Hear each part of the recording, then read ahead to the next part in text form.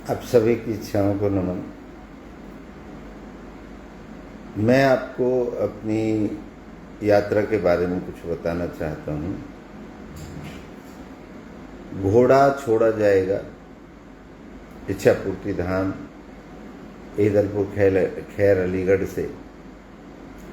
इच्छापूर्ति धाम, इच्छापूर्ति दर्शन, आपकी ज़िंदगी इच्छा की पूर्ति के लिए आप काम कर रहे हैं।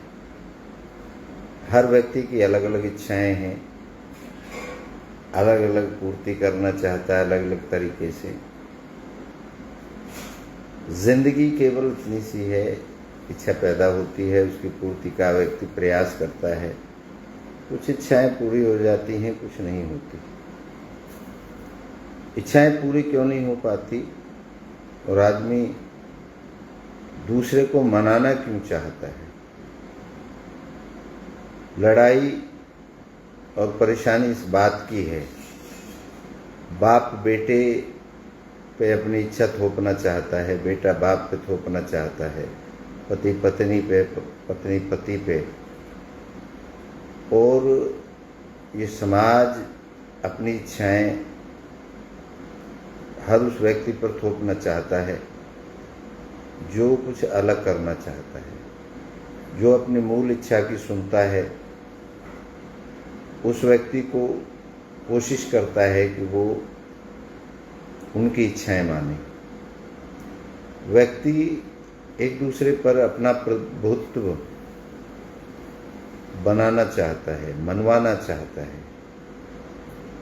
कोई अगर किसी की बात नहीं मानता है तो उसे दर्द होता है। वो सोचता है कि ये तो गलत आदमी है। क्यों माने कोई आपकी बात? आप जिसको मान रहे हो उसको दूसरा आदमी क्यों माने?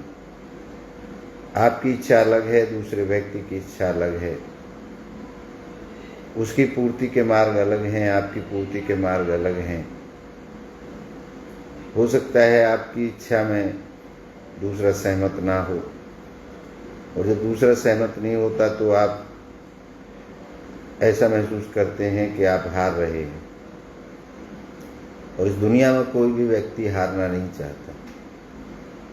हमने ये घोषणा करी है, हमारे अभी फ़िलहाल अलीगढ़ डिस्ट्रिक्ट के गांव घर घर तक निमंत्रण जा रहे हैं। उसके बाद मथुरा जिले में जाएंगे और धीरे धीरे करके पूरे भारतवर्ष में हम निमंत्रण पहुंचाएंगे। आप सभी इसमें हिस्सा ले सकते हैं, क्योंकि ये उस ज्ञान का विषय नहीं है जो अभी तक आपने पढ़ा, दूसरे का माना। ये आपका अपना अनुभव है, आपकी अपनी ज़िंदगी है। आपके अनुभव से, आपकी ज़िंदगी से जुड़े हुए इसमें प्रश्न पूछे जाएंगे, किसी किताब से नहीं पूछे जाएंगे। जो अभी तक आपने जिया है, जो आप जी रहे हैं, जो आप भविष्य में सोच रहे हैं कि मैं ऐसे जीऊँगा, उसी ज़िंदगी से जुड़े हुए ये सवाल होंगे। ये सवाल ऐसे नहीं है कि मैं जवाब नहीं दे सकता। आप अगर ये सोचें कि मैं पढ़ा लिखा कम हूँ, मैं नहीं दे पाऊँगा, तो ऐसा कतई नहीं है। इसे एक साधारण से साधारण व्यक्ति का सवाल है, एक विद्वान से विद्वान व्यक्ति का सवाल है। क्योंकि हमने जो दर्शन लिखा है वो आप सबके अनुभव का लिखा है। आपका अनुभव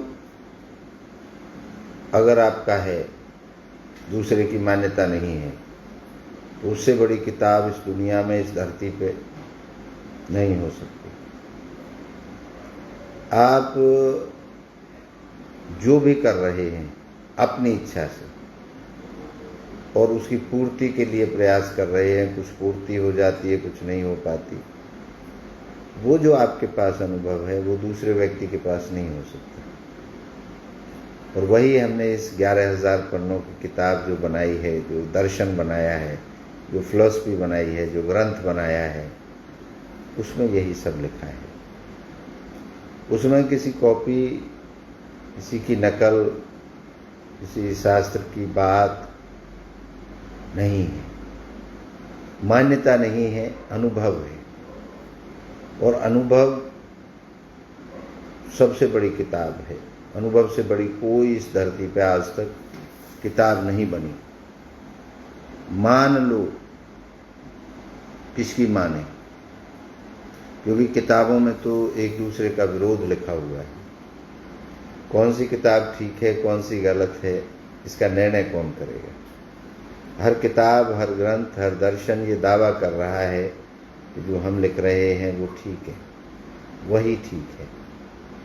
अब कौन सा ठीक है, हर कोई यही कह रहा है हमारा ठीक है, हमारा ठीक है। तो अब हमारे पास एक ही विकल्प बचता है ज़िंदगी जीने के लिए, अपना स्वयं का अनुभव। और आपका जो स्वयं का अनुभव है, उससे बड़ा कोई भी ग्रंथ इस धरती पर आज तक पैदा नहीं हुआ। जब तक आप जिंदे हैं, हम जिंदे हैं, तब तक ही हम अनुभव कर सकते हैं। इस शरीर के द्वारा ही हम हर चीज़ को अनुभव करते हैं। सुख दुख, बुरा लगना, अच्छा लगना, गलत बोलना, इस शरीर के लिए ही बोला जाता है। इस शरीर से ही हमारी पहचान होती है। लेकिन अंदर जो है वो कौन है? मैं कौन हूँ, आप कौन हैं?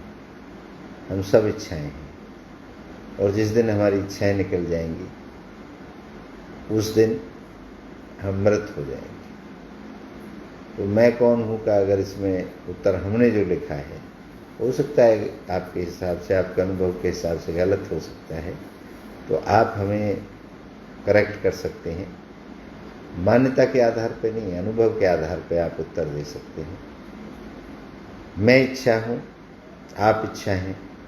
शरीर हमारा आपका सबका साधन है, जिसमें हम अपनी इच्छाओं को शरीर के द्वारा पूर्ण करते हैं। और नाम हमारी पहचान है। ये गणित है हमारे इसका मूल। और मूल में जो इस दुनिया को चला रही है वो भी इच्छा है। कोई ऐसा काम नहीं है जो बगैर आपकी इच्छा के या किसी न किसी की इच्छा के हो रहा है। तो आप निश्चिंत रहिए। बहुत से फ़ोन मेरे पास आ रहे हैं, महाराज जी प्रश्न बताइए। प्रश्न आपको सबसे पहला जो शास्त्रार्थ होगा अनुभव का, वो 28 नवंबर को होगा। 28 नवंबर को आपको प्रश्न बताए जाएंगे। आप ज़्यादा से ज़्यादा संख्या में घोड़ा छोड़ने के लिए इच्छा पूर्ति धाम पर आएँ। और फिर जो दूसरा पड़ाव होगा वो वृंदावन में होगा। हम निरंतर लोगों को निमंत्रण दे रहे हैं। ऑफ कैमरा लोग हमसे प्रश्न भी कर रहे हैं, हम उनके उत्तर भी दे रहे हैं, चर्चाएं भी हो रही हैं। बड़े बड़े विद्वान हमसे मिल रहे हैं, हम उनसे मिल रहे हैं, और इस विषय को लेकर गंभीरता से चर्चा हो रही है। वो बात हमने पहले ही कह दी कि हम शास्त्र को जब छापेंगे, जब ये सत्यता की कसौटी पर खरा उतर जाएगा। ये दर्शन कोई किताब नहीं है, ये आपकी ज़िंदगी को बदलने का एक ऐसा नज़रिया है कि आपको सुकून मिलेगा। इसको पढ़ने के बाद आपकी ज़िंदगी बदल जाएगी, क्योंकि आप किसी और को नहीं पढ़ रहे होंगे।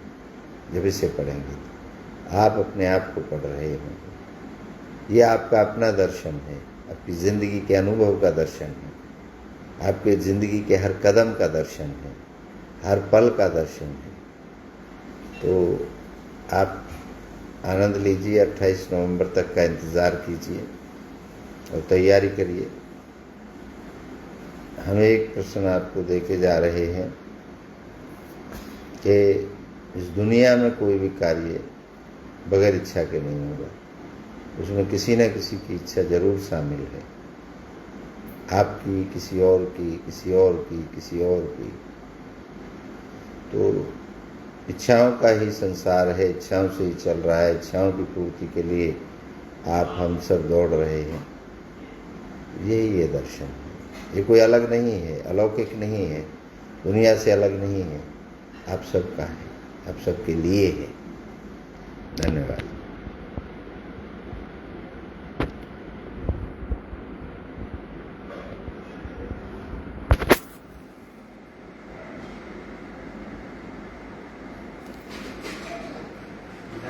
ये दर्शन